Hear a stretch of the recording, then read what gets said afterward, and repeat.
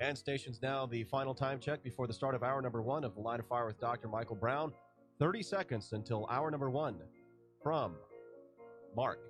That was our final verbal time check for The Line of Fire with Dr. Michael Brown. We'll have a long tone at 10 seconds before, followed by a short one at 5 seconds.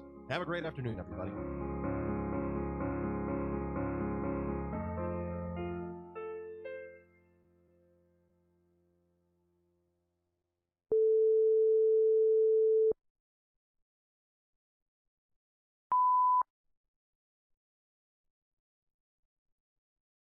So can there be lasting peace in the Middle East, or will it only happen when Jesus, the Messiah, returns? It's time for The Line of Fire with your host, activist, author, international speaker, and theologian, Dr. Michael Brown, your voice of moral, cultural, and spiritual revolution. Michael Brown is the director of the Coalition of Conscience and president of Fire School of Ministry. Get into The Line of Fire now by calling 866-34-TRUTH. That's 866-34-TRUTH. Here again is Dr. Michael Brown. Welcome, friends, to our thoroughly Jewish Thursday broadcast today on The Line of Fire. At the bottom of the hour, I'm going to be joined by Messianic Jewish leader Jon Bernis. You see him on Jewish Voice broadcast as we talk about his new book, Lasting Peace, and ask if there can be true peace in the Middle East, lasting peace of any kind before Yeshua, the Messiah, returns. But if you have a question before then, 866-34-TRUTH, as long as it's Jewish related, anything that falls in that big category, that works on a Thursday, 866-348-7884. A couple of things I want to say right up front. I'm right now doing a major updating and revision of my book, Our Hands Are Stained with Blood. God moved on me very intensely. Let's see now, 27 years ago, more than 27 years ago, to write that book. I was gripped to write that the church would feel the pain of the Jewish people through history, persecution Jews suffered at the hands of professing Christians, different things that have brought great pain and agony on the Jewish people, that the church would feel that.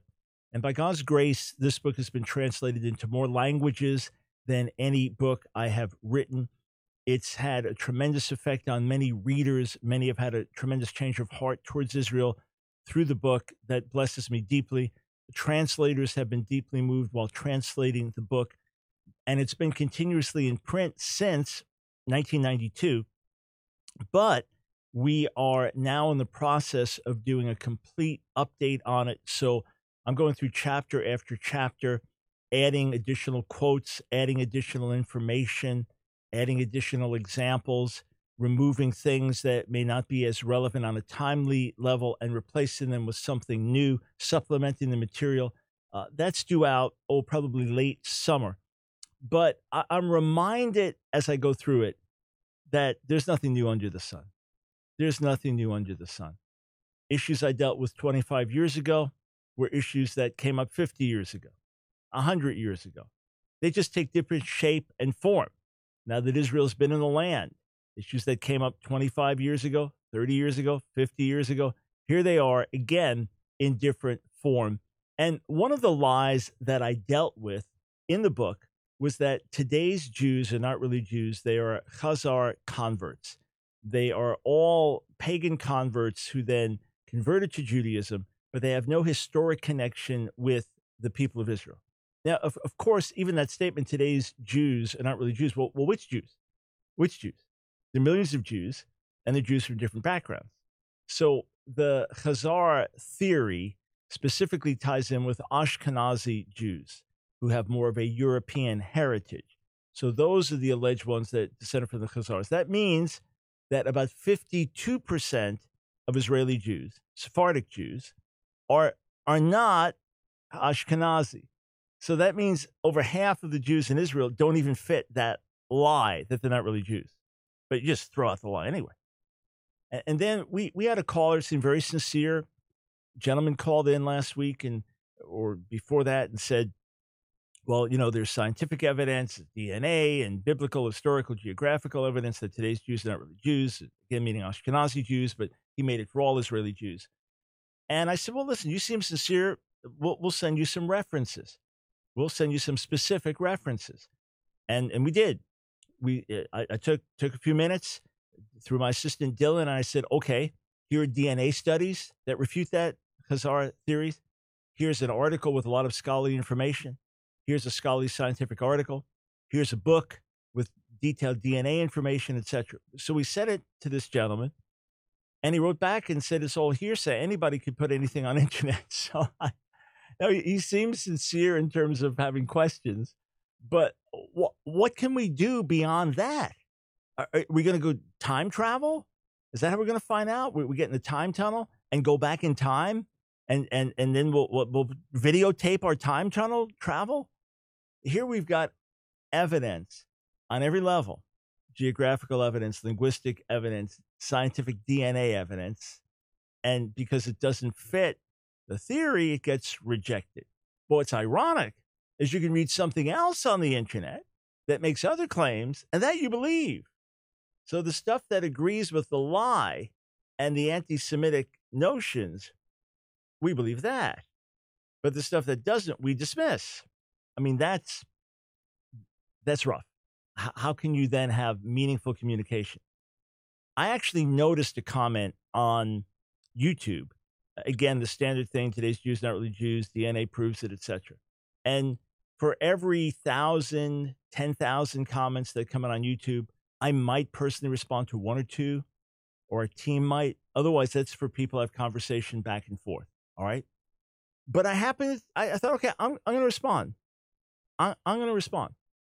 So I posted a link and said, here's a book. I thought, refer them to a whole book that'll give the whole story and explain why we're confident about certain things in terms of DNA evidence and tracing us back to the original Middle Eastern people of Israel. So I myself posted the link. The response, I'm going to buy a book. So again, how can you help people if they're not willing to dig and study? 866-34-TRUTH. Before we go to the phones, let me just give you a little background. I had made a statement about DNA studies linking Jewish men today who claim to be of priestly descent. Most of them, or many of them, would have a last name with Cohen in it. I should say many, not most, but many. Cohen meaning Kohen. But some aren't sure, am I really a Kohen or not? I've heard it from family tradition, but we're not 100% sure. Others say, yeah, we're sure. We know it's been passed down, and we've been doing this. There's no temple standing, so they're not functioning as priests, and therefore, there's less evidence that's been passed on because they're not as active doing actual work that they could say, yeah, my father, his father, and so on and so forth.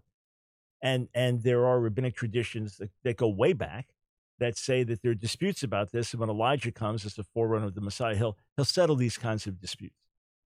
But there is a professor in Israel, not originally Israeli. His parents were Holocaust survivors from Poland, lived in Canada. Then he made Aliyah to Israel. His name is Karl Skorecki. And this professor began to think, because he himself was supposed to have priestly heritage, he began to think about this and said, oh, okay, wait a second.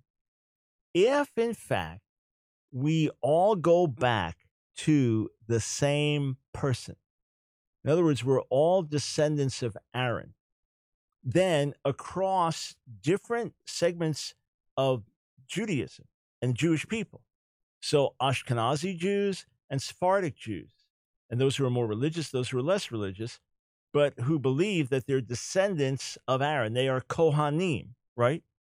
Then you should be able to trace us all back. We should have a certain genetic marker that traces us all the way back to one person in the Middle East that would line up with roughly the time of Moses and Aaron. And it turns out that's the case. It's been verified. I'm looking at articles from the late 90s, articles from 2015.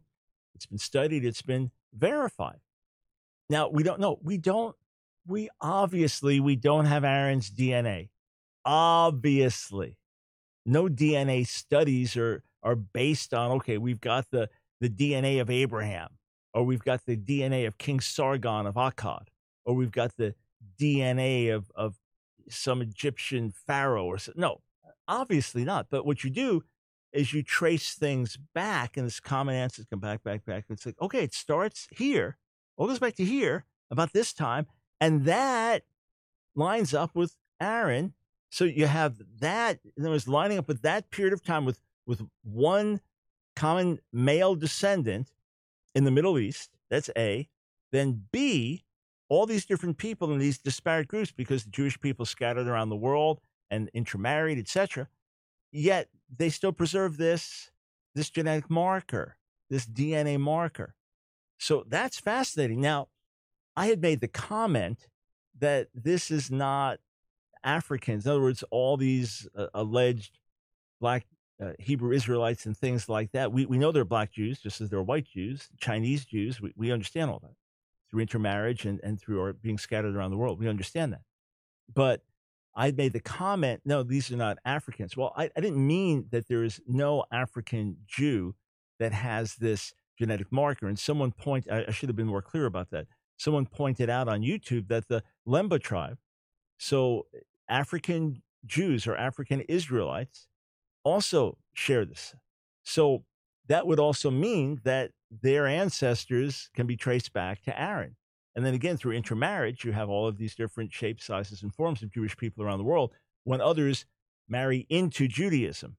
Because if Jews marry out, then they're lost to history. They're Jewish, in terms of Jewishness, that's lost to history. But if people intermarry in, they convert to Judaism and marry in, and the Jewish people live in places long enough, then that's how you get all these different groups and peoples and shapes, forms, and sizes. Anyway, it's really interesting. For those who want more details, just look up Karl Skorecki, Skorecki. Karl Skorecki. He's at the Rambam Technion Medical Center. At least he was when he did these studies. He tested for two distinct Y chromosome markers, YAP, so YAP, and DIS, DYS19, labeling it the 1-Cohen modal haplotype. A particular genetic marker on the Y chromosome, YAP- was detected in 98.5% of the Kohanim and in a significantly lower percentage of non-Kohanim Jews. So common Jewish descent, but remarkably, 98.5% of those who identified as priests through the ages. Anyway, just wanted to share that information with you. Unfortunately, we've had to disable comments on a few YouTube videos just because of constant, vulgar, ugly, Black Hebrew Israelite, anti-Semitic comments, and zero of them with any substance in terms of scriptural truth or geographical, historical truth, just lies, recirculated, and you quote the thing enough times, people think it's actually true. So thank God for the diversity among the people of Israel. We are white and black and brown and yellow, red, probably red too, but going back to a common ancestry. We'll be right back.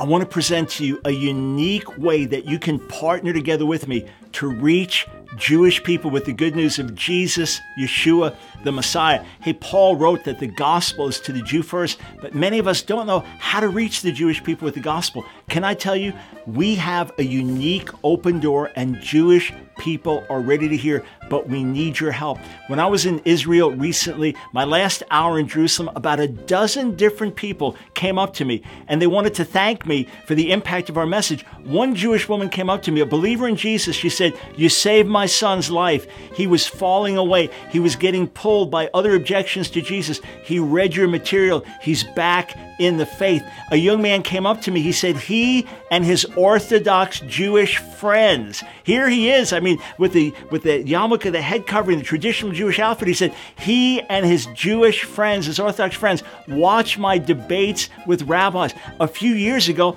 I was able to lead a Holocaust survivor to faith in Jesus. He was a brilliant man, an atheist who had fled the Holocaust. He read my books on answering Jewish objections to Jesus, came to faith, led his wife to the Lord before they left this world. Friends, we have the resources. We have books, ready to be translated in Hebrew to be distributed in Israel. We have our Real Messiah website, unique for reaching Jewish people, Orthodox Jews with the gospel, ready to be translated in Hebrew, ready to do internet campaigns to get into every home in Israel. Every cell phone in Israel can have this message, but we need your help. Every gift to our ministry will literally help us reach another Jewish person with the good news of Jesus the Messiah. Go to askdrbrown.org.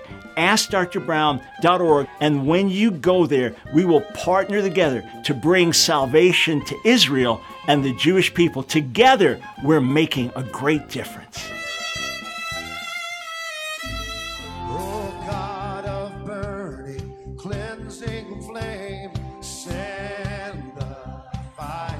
It's The Line of Fire with your host, Dr. Michael Brown, your voice of moral, cultural, and spiritual revolution. Here again is Dr. Michael Brown. Whoever is thirsty, let him come. Whoever wishes, let him come and take from the waters of life. Thank you for joining us on this thoroughly Jewish Thursday broadcast as we hear Marty Getz inviting us to drink from the water of life. If you have a Jewish-related question, 866-34-TRUTH. If you missed last night's Real Messiah broadcast, we haven't been live for a couple of weeks for a few reasons, but we're back on last night with our Jewish Outreach Real Messiah broadcast. I spent the entire time on the phone with a young Orthodox Jewish man from Israel who called wanting to challenge me, very politely, but wanting to challenge me and felt I was misrepresenting Judaism, etc. You'll learn a lot about traditional thinking. He's not a rabbi. He's not an official spokesperson for the Jewish community. He was not a skilled counter-missionary debater or anything like that. I don't want to mischaracterize, but he does represent a lot of traditional Jewish thinking and what he had to say. So you'll find that insightful. 866-34-TRUTH. Let's go to Granger, Iowa. Monty, welcome to the Line of Fire. Thank you, Dr. Brown. Appreciate your show as always. I just wanted to make a comment, but first of all, your question about peace in the Middle East until the Messiah comes seems biblically as if no, that's not going to happen. Mm-hmm. I read a book, and hopefully I don't have it with me, of course, since I'm on the road, but if I remember correctly, it was a book, and the title was The War That Never Ends. And I think if I remember right, it was by a gentleman by the name of LaGuardia. But there was a paragraph in that book that I thought summed up the whole book so accurately. And we had two families. One took his son up, looked across the valley, and he said, "Son, that land over there has been promised to us, and Allah will give it to us." The other side of the valley, the father took the son up and looked across, and he said, "Son, Yahweh has given us this land and has promised us to us." And when you have that type of generation thing, you know, here in the United States, we think the Hatfield and McCoys was a feud. Well, that's nothing compared to what's been going on over there forever and ever. Yeah, and Monty, by the way, when I was just searching for the title, The War That Never Ends, you could be 100% right. I'm seeing references to Vietnam War books, but you could be right in your reference there. But yeah, it's even if it's not quite as simple as was stated there, it's a great picture. The roots of the conflict are deep. And in Islamic thinking, not that the land of Israel, then called Palestine, was specifically promised to the Muslims the way it was promised to the people of Israel in the Bible. But once Islam expanded and then ruled over that territory, once Islam rules over something, that's it. It's sacrosanct to Islam. To lose it is then an open wound and an open sore. And of course, even though Jerusalem is never mentioned once in the Quran, it's the city from which Muhammad allegedly ascended to heaven. And it's called Al-Quds, the holy city. But really, Al-Quds is a shorter reference for that being the place where the Holy Temple once was, which is, of course, denied by current Palestinian propaganda. But yeah, Monty, it's a great point, and it's an illustration that really hits home in terms of how deep the conflict is. 866-34-TRUTH. Let's go to David in Fort Worth, Texas. Welcome to the Line of Fire. Thank you, Dr. Brown. I've been a pastor in the inner city of Fort Worth for 35 years. I'm a tongue-talking Southern Baptist, and I've been ordained into the National Baptist Ministry. But in 1996, I had a dream. I saw three faces, and I thought, and it says, I'm a Jew. I'm the tribe of, your fathers are the tribe of Judah. Well, being a Southern Baptist, when I dreamed that, I said, man, I'm not telling that to nobody. I'll be run out of town for that. And so, but I wrote it down because I write all this stuff down. Well, I got my DNA back in 2018. I'm Irish, last name Donovan, and it said that your third great-grandfather was 100% Ashkenazi Jew. And I just bring that up from the standpoint of all this lie, this thing that's coming against Ashkenazi Jews, saying that they're fake and they're not that. You know, I don't believe God does anything without a purpose. And I know there's a reason, a purpose that he gave that to me 25 years in advance, and that would come up now. It's strengthened my faith. Wow. Yeah, that is absolutely fascinating. Of course, it's not a scientific argument. It's a spiritual argument confirming scientific data from a few generations back. But, you know, the thing is, the devil knows who the Jewish people are. And it was Ashkenazi Jews who were wiped out by Hitler and the Nazis in Europe. So the devil knows who to target. And wow, that is very interesting. I mean, you sound like Texan Southern Baptist, tongue-talking Southern Baptist. Yeah, all the way. Fascinating. Very, very interesting. Hey, one thing that what great-grandfather was it? Third great-grandfather. Okay. Where was he from? Do you know what part of the world? Ireland, as far as I knew. Okay. Ireland. Got it. And one quick thing, Doctor, is in the dream when I woke up from it, the Lord dealt with me about snow. It had something to do with snow. So when I got up, I looked in my Strong's Hebrew Concordance. I looked up the word snow, and it meant generations. Okay, I have to figure what word you may have looked up there. Interesting. All right, hey, David, I appreciate that very much. 866-348-7884. That's interesting. All right, let's go to Aaron in Fort Myers, Florida. Hang on. There we go. Hey, Aaron, welcome to the Line of Fire. How you doing, Dr. Brown? Doing well, thank you. All right. So I wanted to ask you a question about the millennial reign of Christ. Yeah. Do you believe that to be on earth? Yes, sir. Sure. And then are there verses in the Old Testament? Like, what do you believe is going to be going on in the 1,000-year millennial reign? Well, passages like Isaiah 11 will be fulfilled, a time of universal knowledge of God and no war. Passages like Isaiah 2, where the nations will beat their swords into plowshares and will come up to Jerusalem to learn from the God of Israel.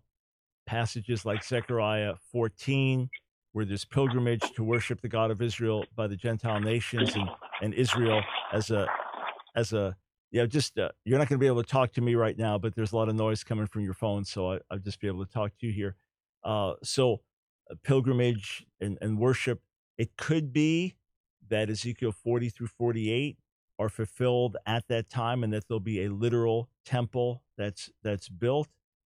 As for life, it seems that human beings will be multiplying. In other words, that this will not be the eternal age. The people of God, the church, believers in Jesus, will already be resurrected, but everyone else on the earth, there's 1,000-year reign, and we co-reign with the Lord over the people on the earth, if I'm rightly understanding Scripture about being over 5 cities or 10 cities, etc., for those responsible. And then Isaiah, end of the book of Isaiah, refers to things there about from one new moon to the next, one Sabbath to the next. It seems that the biblical calendar will be kept. You know, some would argue those are just metaphorical images and have spiritual meaning, and I've read scholarly arguments for that, but I don't see how we can just make everything into spiritual imagery. And then, in addition to that, it references someone dying 100 years old be considered a child, just like cursed to die that young. So obviously, longevity, or apparently longevity, restored, and then human beings living lives, whatever else people do, going on. And then at the end of that, Satan's final release, where he then deceives multitudes. To me, that's God's way of finally vindicating his name, because here it is in a world where there's not injustice, where there's not sin and corruption the way it was before the millennium, where the knowledge of God is universal, the knowledge of the glory of God covers the earth as the waters cover the seas, etc. And yet still, when Satan comes to deceive, multitudes say, yeah, we don't want God as our God, and they rebel. So that's as I understand things. And then we go into the eternal age. Hey, Aaron, thank you for the call. I would have brought you back on to interact, but we had too much noise coming from your phone there. All right, I've got time for another call. Let's go to Belva in Winston-Salem, North Carolina. Welcome to the Line of Fire. Hi, Michael. Hello. I have 3 comments to make, and I wanted you to comment on them. It's pertaining to the man who called concerning Negro skin, and about questioning whether the Jews of today are the same as of the Bible. Yeah. Okay, so my comments are, what DNA has proved is that the purest bloodline is found in Africa, where those people do have Negro skin. Also, in the Bible, the King James Bible, it states that Moses married a darker woman, meaning that he was dark himself. The woman was just darker than he was. Again, Negro skin or dark skin. Also, white skin and blue eyes are mutation. That came about not recently, but as far as, way back where history began, blue eyes and white skin didn't even exist. That's a mutation. Yeah, I'm sorry. I'm looking at the clock. I got 30 seconds to comment. Number one, no, there are a few scattered groups in Africa that have DNA that traces back to ancient Israel, but overwhelmingly, 99% of it is among those who identify as Jews today. So you're wrong on that. Number two, there's no such verse that says Moses married a darker woman. Doesn't exist in any Bible. Sorry, not there. Not there. I don't know what you're referring to in King James. Not there. And third, shall I point out Lamentations referring to princes as being whiter than milk? No, I'm not going to get into that battle. But no, there have been light-skinned people for millennia and millennia. But the Israelis were not white. They're not black. They were somewhere in between. Thanks.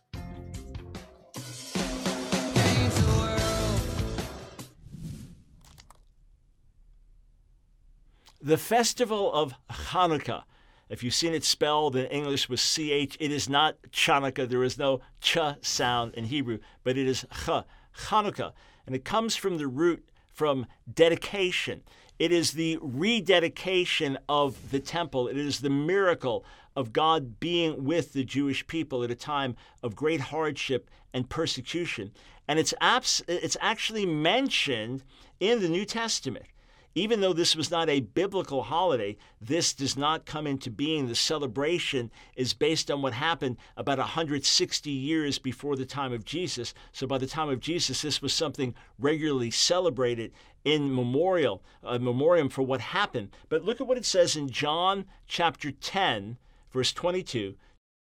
Now, it was the feast of dedication in Jerusalem, the feast of Hanukkah, the feast of dedication in Jerusalem, and it was winter. John 10:22, speaking of the festival of dedication lights, this is the time that it's speaking of. This is the specific reference there. So the New Testament references this, and some even believe the teaching of Jesus in John 10 ties directly in with it in terms of the true shepherd versus the false shepherds and things like this. But this is what it commemorates. And this is why if you're a Jewish person, you commemorate it with what's called the Hanukkah, which has 9 candles. And in the middle is what's called the shamash. That's the one that you use to light the others. And then each night for 8 days, you light the candle. What does it commemorate? Well, the Jewish people had revolted against Antiochus IV, Antiochus Epiphanes, a man who had sacrificed a pig on the temple altar in Jerusalem, a man who tried to outlaw circumcision and really abolish Jewish practice. The Jewish people, the Maccabees, fought back against him against all odds and with great personal suffering. And what happened was that the candle stand, the menorah, there was not enough oil to burn. It was only enough for one day, but miraculously, as they rededicated the temple and were lighting the candles, it burned for 8 days. So in remembrance of this, the rededication of the temple and the miracle of the oil, this is celebrated. And there are many Messianic Jews that still celebrate this. Rather than Christmas, they celebrate the birth of Jesus every day or at other times of the year, but they celebrate this. It ends up coming pretty close to Christmas time. And as a Jewish boy, this was something that I celebrated, and it's something that we've done over the years at times to remind us of our connection with the Jewish people, with Jewish history. It's not a holiday written in Scripture in the Old Testament, but something of great significance in Jewish history and joins us with Jewish people worldwide.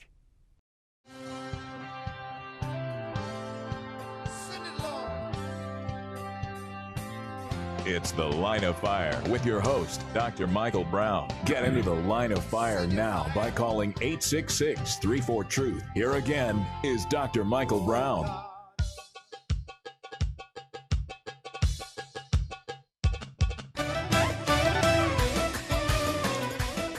Welcome to The Line of Fire. It's Thoroughly Jewish Thursday. In a moment, I'm going to be joined by my guest, Messianic Jewish leader, author, TV host, Jon Bernis, to talk about his new book, A Lasting Peace, brand new book, A Lasting Peace. I just want to make one comment before I bring Jonathan onto the line with me. Right before the break, you heard, if you were listening, a call, and the caller mentioned that in the King James Bible, it says that Moses married a darker woman, meaning he himself was dark, she was darker. And I said there's no such verse in the Bible, King James Version or any Bible.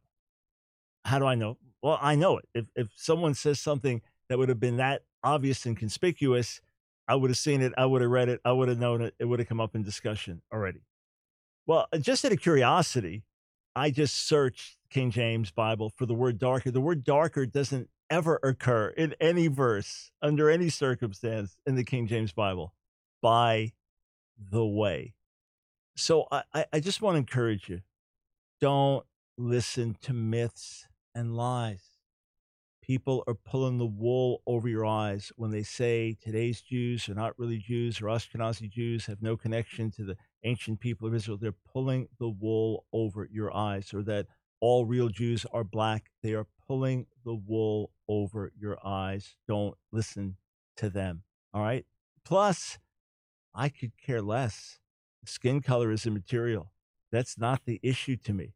If Jesus was a Chinese man or a black man, if Moses was a Native American man, I'm talking about skin color, ethnicity, or if he was Caucasian, if he was African, that doesn't matter. Whatever. That's not what I'm looking at. My only concern is just truth, accuracy. All right. What's happening in the Middle East today? What's happening in the Jewish world? Jon Bernis leads Jewish Voice broadcast. You've seen him on TV. He's not only an anointed author, but he's preached and traveled around the world and seen many Jewish people come to faith all around the world, and is very active, by the way, in reaching out to various lost descendants of Israel in Africa. So, Jonathan, great to have you back on the Line of Fire with us. Thanks for joining us. Michael, thanks for having me on. That was very informative, by the way. I can listen to you teach all day. Oh, well, thanks, man. I really can. Hey, what's happening in the Jewish world in Africa? Before we get to your book and talk about A Lasting Peace, what are you involved with? What's happening there? Well, a lot, and it's really fascinating. So I'll talk about a couple of different, maybe 3 different groups that we're working with.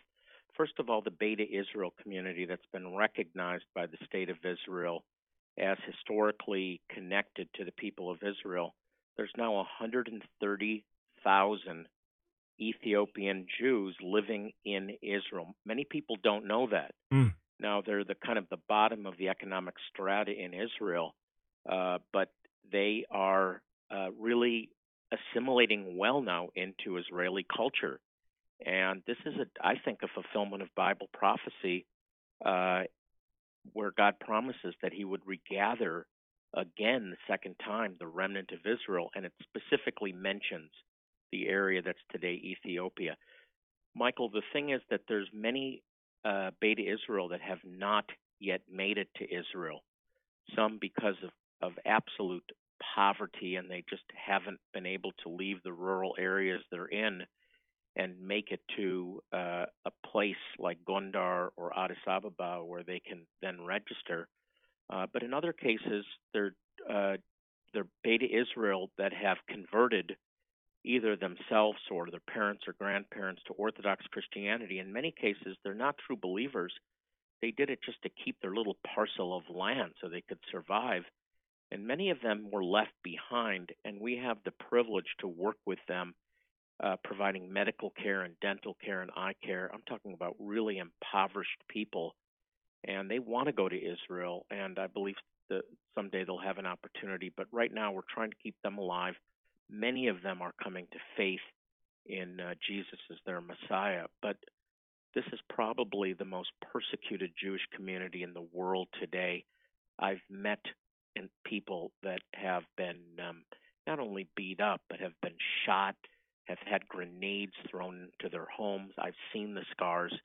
I've met those that have lost family members because of anti-Semitism. And it's shocking, but it's a great opportunity and it's such a privilege to help these people, especially help them find their Messiah, and the joy that I see on their faces, some of them weeping when I pray with them and our teams pray with them. Yeah, and That's you, one group. Yeah, you've done such an amazing work, humanitarian level there, obviously earned people's trust by demonstrating genuine love. And interestingly, when I was in Israel in May, and this counter missionary tried to start trouble with me, and I got briefly arrested before they told me just go home. You didn't do anything. But the two gals that came to formally arrest me, one was an Ethiopian Jew, so that I got a kick out of as well. But are they experiencing any racism in Israel? Is there any prejudice, or are they looked at as not legitimate Jews either because of their heritage or because of their skin color? What are they experiencing there? I don't think it's an issue of legitimacy because the majority of people in Israel came from countries where they were persecuted, illegitimate. It's really a melting pot. There is some discrimination because these people are impoverished. They come with nothing, Michael, and then there's this resentment that they have to live off the state. And the Israelis have spent just huge sums of money, first of all, defending the country, huge military budget, defense budget, but then they've also assimilated over 1 million Russian-speaking Jews over the decades, and now the Ethiopians coming in have absolutely nothing. And there is some discrimination, to be honest, just because I think of the economic strata. And the Russians suffered the same thing before them, but now the Ethiopians are sort of at the bottom of the totem pole. Got it. In Israel. And then what else? You mentioned a couple other things happening in Africa right now that you're involved with. Yeah, another group we're working with are called the Lemba, and this is a very interesting group that now the ultra-Orthodox community is targeting for conversion to Orthodox Judaism. And what's so interesting is this is a group, maybe 60,000, 70,000 people in the bush of Zimbabwe that have retained their identity as members of the Israelite community. They don't even refer to Jewish. They predate that, and they claim to be back from the time of Ezra and Nehemiah, and not only descendants of Israel, but of the Kohanim.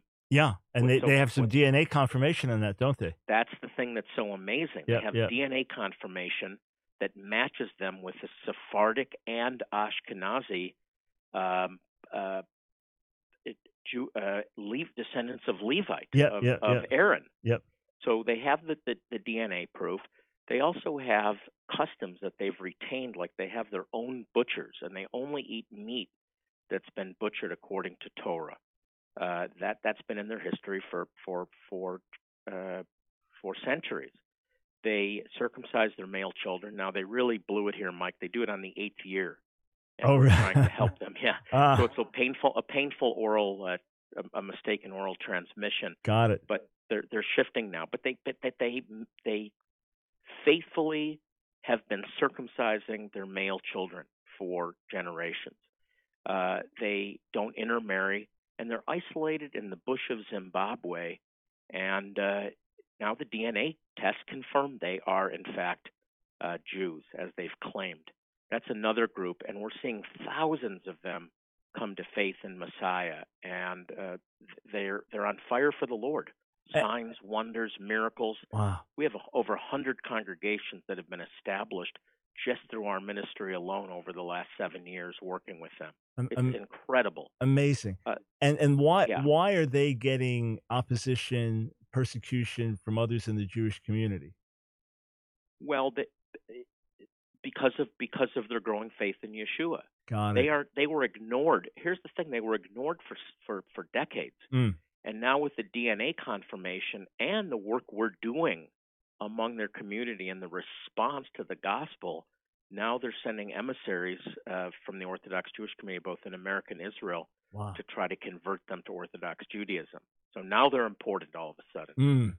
Yeah, I was actually asked if some of my material, answering Jewish objections to Jesus, some of that material could be used. It's Messianic Jewish Bible Institute doing work among some of these different peoples in different parts of the world, but specifically in Africa, needing to be able to answer Jewish objections to Jesus. So here we go, full cycle in the real battle for their souls. How utterly amazing! And you're right on the front lines with that.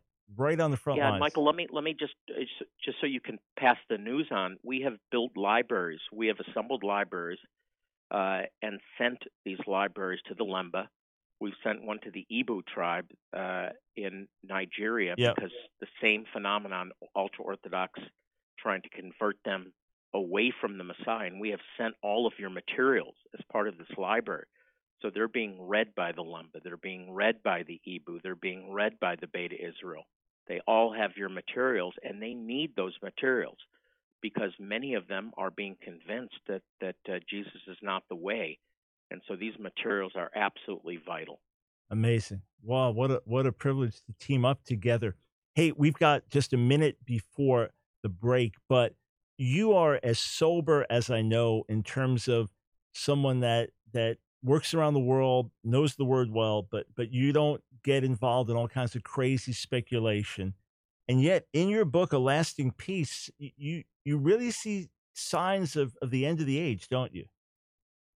I do, but I see signs that are often overlooked that they're not apocalyptic as such. They're not veiled. They're very clear. When Jesus said the gospel of the kingdom has to be proclaimed to every ethnos, to every people group, and then the end will come. That's as black and white as you can get. And we get to be part of that process. It's not talking about geopolitical boundaries. It's talking about reaching every people group, every tongue, and it's to the Jew first. I believe that principle in Romans 1:16 is universal. In every country, the gospel has to go to the Jew first and to every people group within that nation. And we get to be part of that, Mike. We get to be part of that incredible opportunity, and that's an end-time event that's often overlooked. Yeah, and what more important end-time event is there than this good news going throughout the whole world to the Jew first, also to the Gentile? The new book, A Lasting Peace by Jon Bernis. We'll dive into the contents when we come back.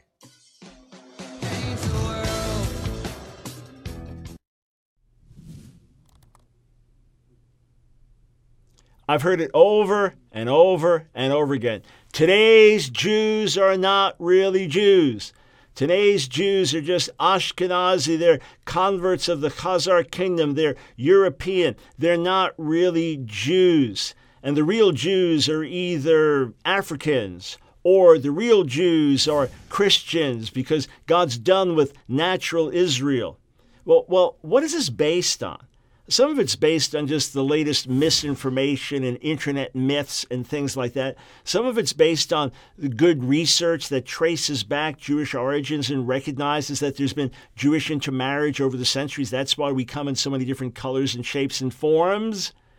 But this idea that today's Jews are not really Jews, or that even if Ashkenazi Jews or other Jews are ethnically Jewish, that they're not Jews in God's sight, It's based on a misreading of Romans chapter 9, verse 6. Paul is writing in Romans, and look at what he says in Romans chapter 9, verse 6. But it is not as though the word of God has failed, for not all who are descendant from Israel belong to Israel. Not all who are of Israel are Israel. What was the point that Paul was making? He spoke from Romans 9:1 to 5 of the anguish that he carried in his heart, the constant pain and anguish that he carried in his heart for the lost sheep of the house of Israel, to whom the promises of God remain. He says, theirs are, not were, but theirs are the promises, all right? But he says, well, it's not as though the word of God failed, because the Messiah came and the promised nation didn't follow. Does that mean the word of God failed because God made these promises to Israel? And his first response is, no, not everyone descended from Israel is Israel. He's not talking about the church as a whole. He's not talking about the Gentile world. He's not talking about everyone else. He's saying... With your host, activist, author, international speaker, and theologian, Dr. Michael Brown. Your voice of moral, cultural, and spiritual revolution. Get into the line of fire now by calling 866-34-TRUTH. Here again is Dr. Michael Brown. מן השעות והשניות והקולות באוזניות מן הכוכב על המגדל ומן הרוח לצידו. Welcome back to Thoroughly Jewish Thursday on the Line of Fire. My guest, Jonathan Bernis, his new book, A Lasting Peace. So, Jonathan, what should believers be thinking about the Middle East? How will your book help them sort things out so they're not just political spectators, but have some kind of spiritual understanding? Well, that's a fantastic question. And the premise of the book, as something I weave through the book, is the situation in the Middle East is not a political issue, it's spiritual. And the call of the Christian, the call of the believer, as I understand it, although we're called to speak out and make our voices known, is to deal with things in the spiritual realm with the weapons that God has given us. And they're not carnal, but they're mighty for the pulling down of strongholds. And this is a spiritual battle. There is so much propaganda and garbage out there about Israel and this growing tide against Israel. You know, this is all connected to anti-Semitism, which is nothing new. It's a systematic effort to destroy the Jewish people. And you can't disconnect the state of Israel from that fight.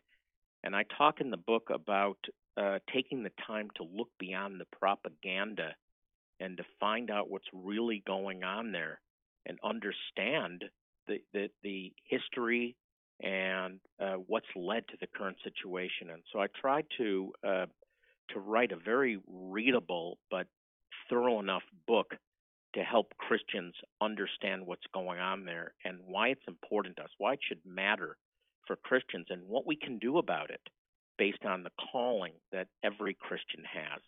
So before we get to the question of what we can do about the situation in the Middle East, give me an example of some of the propaganda that we're dealing with. Yeah, and this has permeated the college campus, sadly. The whole BDS movement is an example of this, which is the boycott, divestment, sanction movement that creates a completely false history to Israel. You know, the whole idea that this was land seized from the Palestinian people. Well, there never was a Palestinian people. And the land was in 1948, when Israel became a state, again, a restored state in 1967, when Jerusalem was taken back after the Six-Day War. Israel was not fighting against Palestinians. They were fighting against Jordanians and Syrians and Egyptians. These are just it's a complete rewrite of history. Mm-hmm. I touched on it in the book. I tried to do it in a simple way, but this is absolute propaganda. Moral equivalency is absolutely nonsense. That Israelis and Palestinians are treating this whole conflict the same way. Look, Michael, you and I are in complete agreement. Not everything Israel does is right. They're not a sanctified nation. They make a lot of mistakes, but God has given them a land grant, and the reality is that God has given them this land as an eternal possession, and they're not the Goliath that's beating down the Palestinians.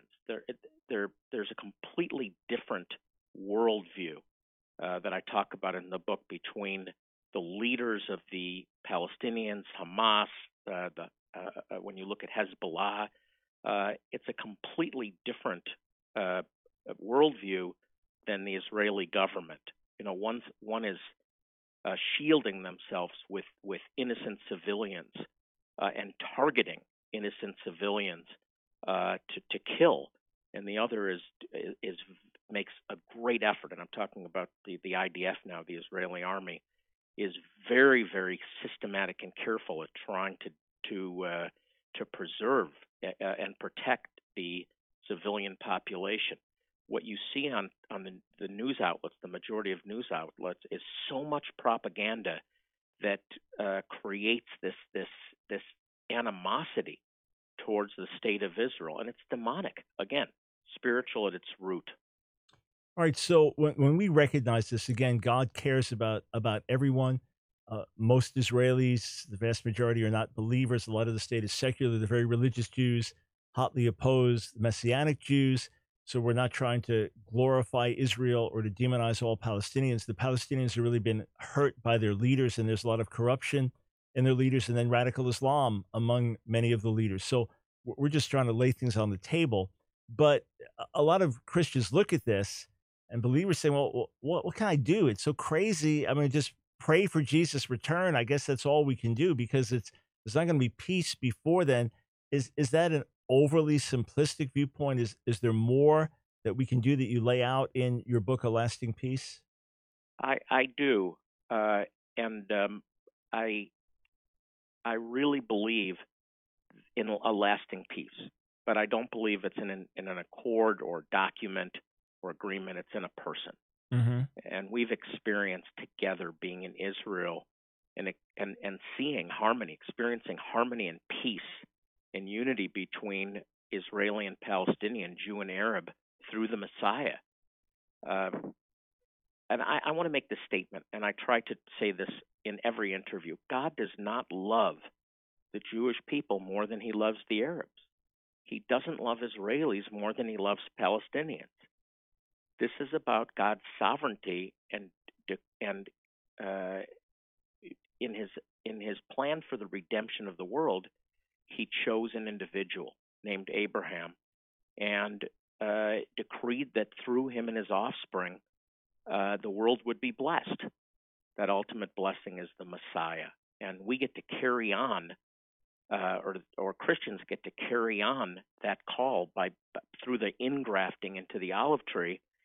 And Michael, we have the only solution to the problems in the Middle East, the only solution to the problems the world faces, and his name is Jesus, Yeshua. The proclamation of the gospel transforms lives. We know.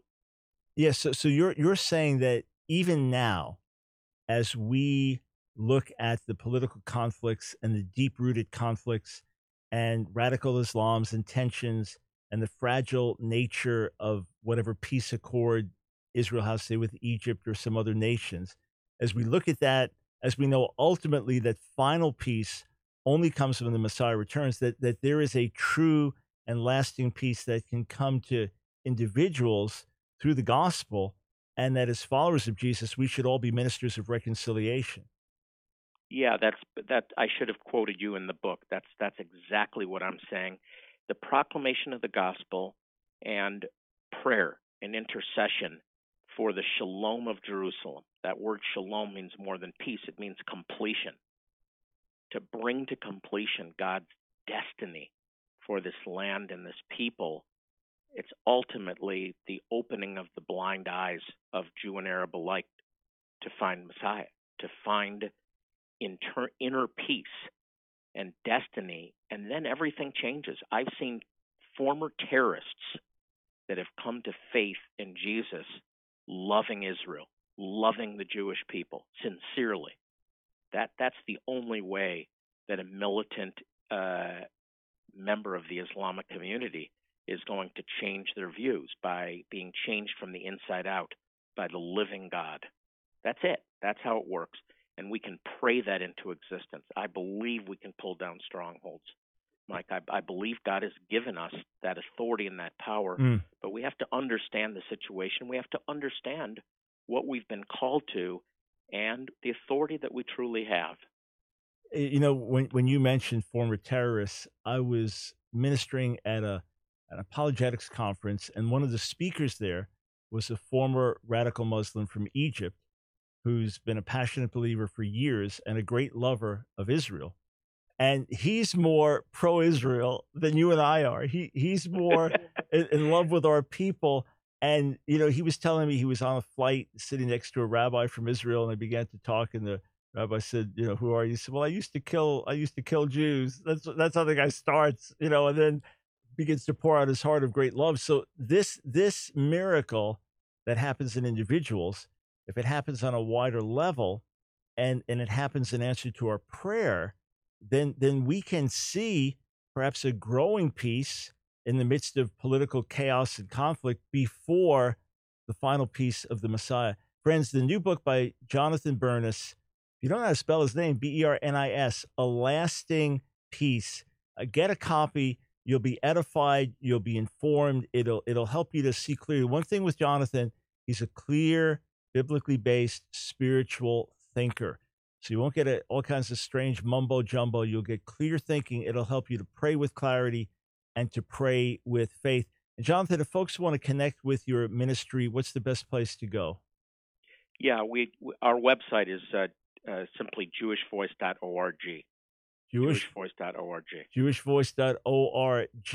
Keep leading the way, man. You're doing an awesome job, and look forward to seeing you again face to face soon. Thanks, Michael. You too. God bless. God bless. 866-34. Why am I giving out the number? We got 30 seconds to go. This habit, as I got off one call, I was giving out the number for the next call, but we're out of time. Here's the good news.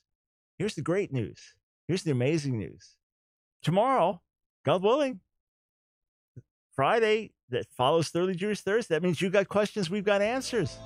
So the phones will be open. That's it. From beginning of the show to the end, I'll be taking your calls. Any subject under the sun. Let's do it. All right. Back with you tomorrow.